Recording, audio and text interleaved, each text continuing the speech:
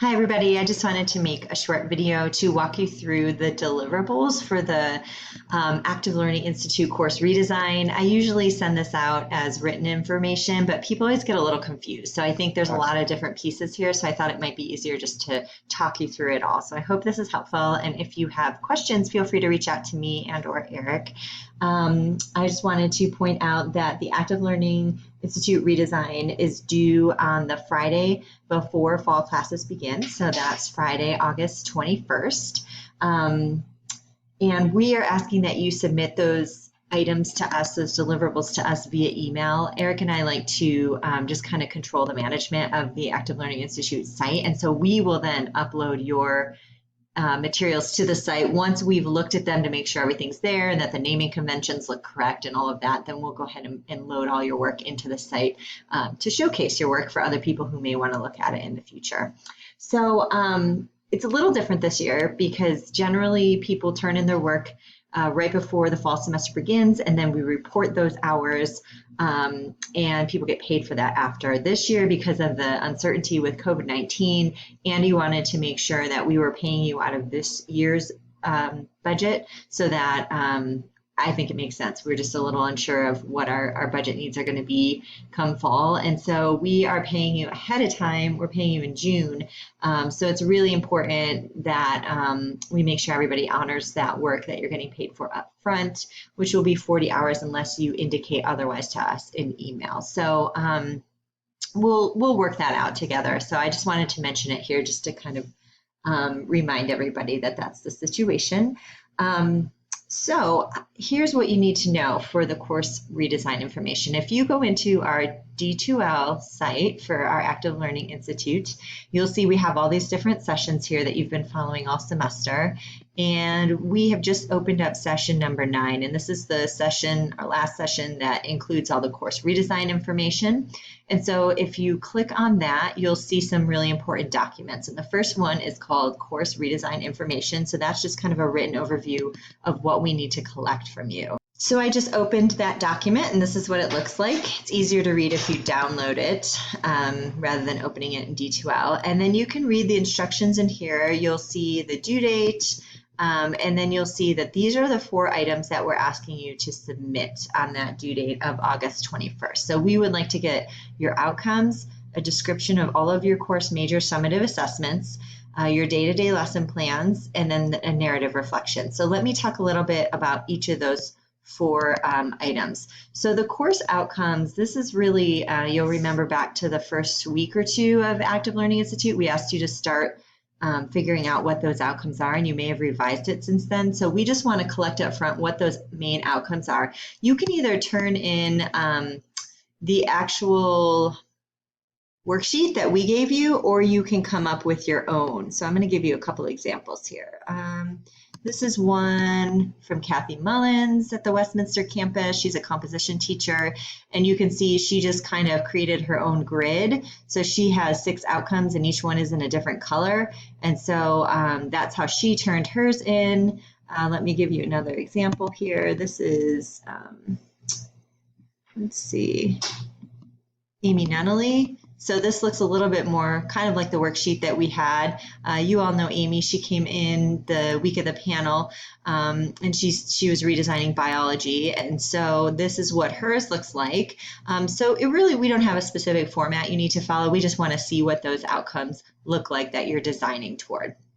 And then the second item that we had listed there were the summative assessments. And again, we don't have a specific sheet that you need to turn in. This is Amy's because her discipline uses all exams. She just gave us a paragraph explaining what those exams look like. But then let's see, Kathy Mullins is a little more in depth. She teaches composition, and so she went ahead and described all of the different compositions and then also the feedback that she would be giving on those summative assessments. And so, you're turning this in, but this is for you. More than anything. So I would say develop this to the extent that you think would be helpful. Maybe you want it to be a document that you give to students. I think Kathy was actually thinking of her students as her audience for these documents, so she could actually share this material with her students. So either way is fine with us.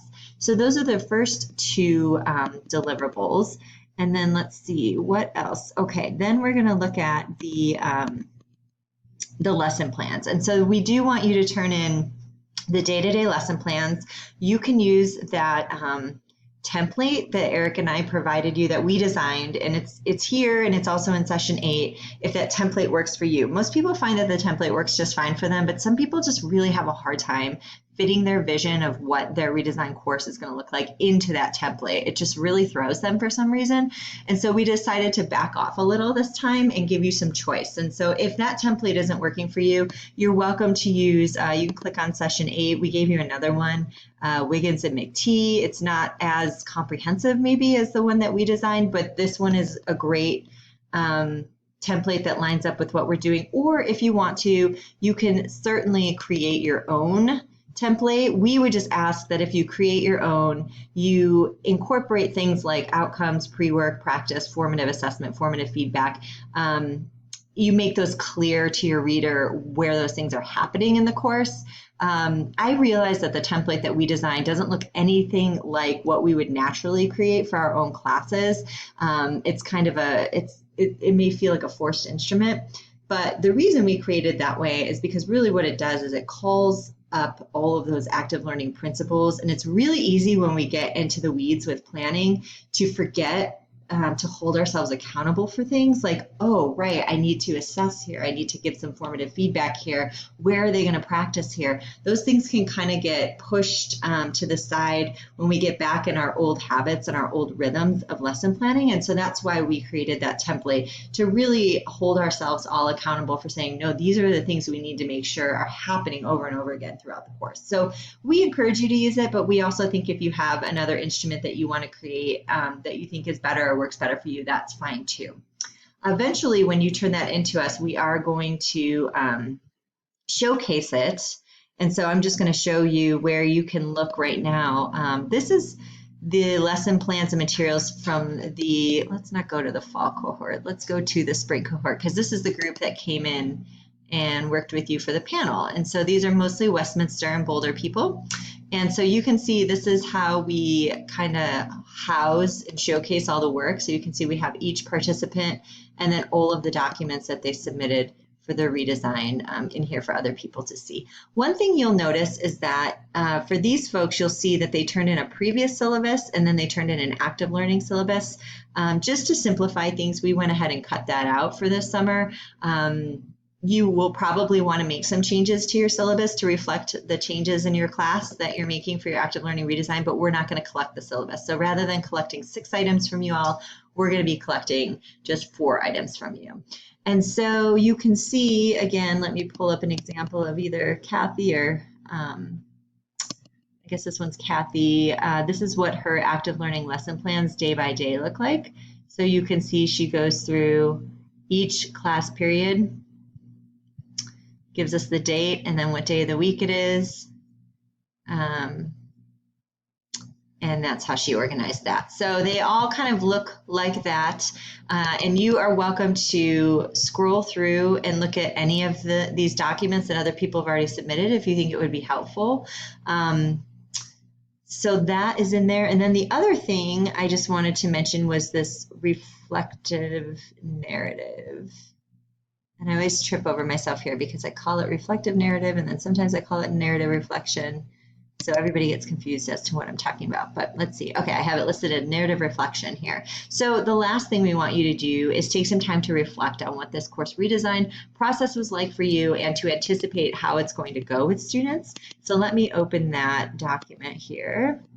These are the instructions. You'll find them in session 9. And so really we're just asking you to answer 5 questions. People write a page, 2 at most.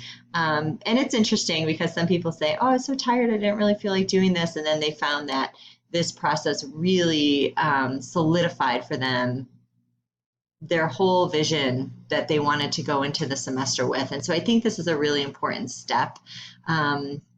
And again, you might want to go into the spring cohort from last year.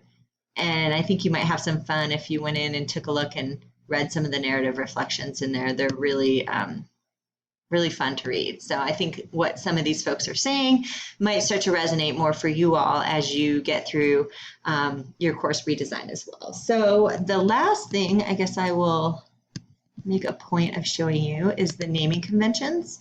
So in this document, course redesign information, the very last thing in here that we list are the naming conventions that we'd like you to use. Let's see if we can find the right document. Right here. Okay. So if we go to this last bullet, you'll see that this is how we want you to name things, just so that, just for consistency as we warehouse all of that in our site. And people will look at your material in the future. You will have an audience beyond me and Eric.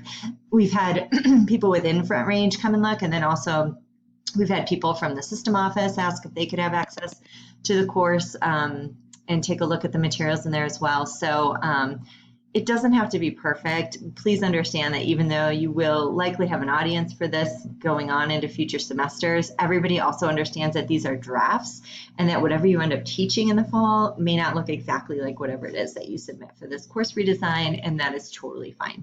So that is it. That is my kind of overview of everything that you need to turn in.